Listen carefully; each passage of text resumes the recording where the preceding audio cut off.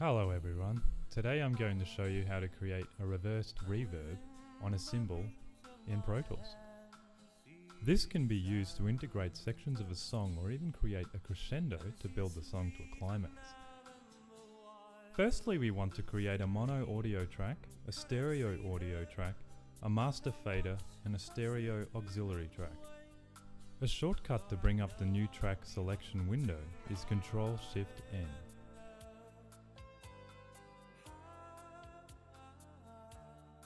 On our mono audio track, we want to have a normal cymbal hit that we can edit to suit our needs.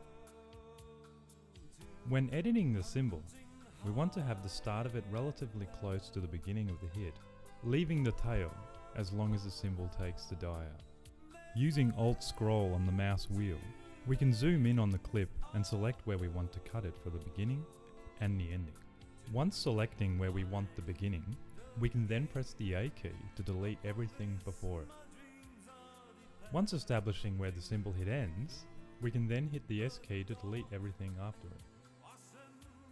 Once we have cleaned up the track, we want to duplicate it so we have a copy of the original for later use, or just in case we make a mistake during the process. If we right-click on the track name, we can then select Duplicate.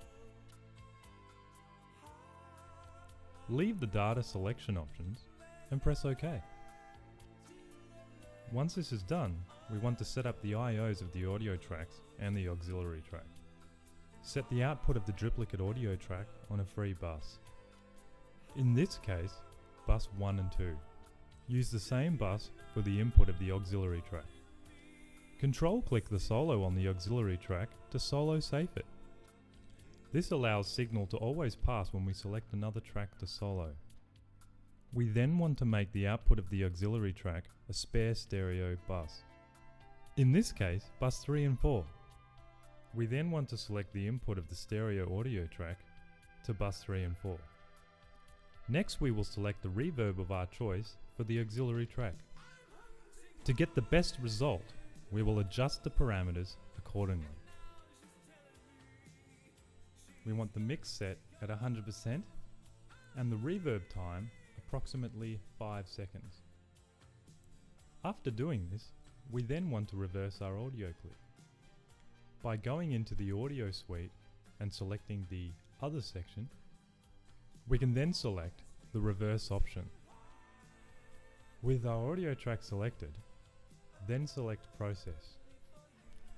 Once we have done this, we need to record arm the stereo audio channel to receive the reverb signal from the auxiliary. We can then adjust the start and finish parameters of the clip. By extending the recording tail of the clip, we can ensure all of the reverb is recorded. Another reason for extending this will become apparent later.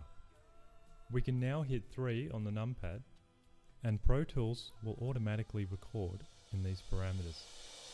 Now that we have finished the recording, we can see that both clips have been selected. They are also both recorded to the same length. This means we can now select a reverse and they will both be processed exactly in time. And there you go. This is one way to create a reversed reverb cymbal. I am Samuel Hill Crombie on behalf of Barack Bartlett, and thank you for listening.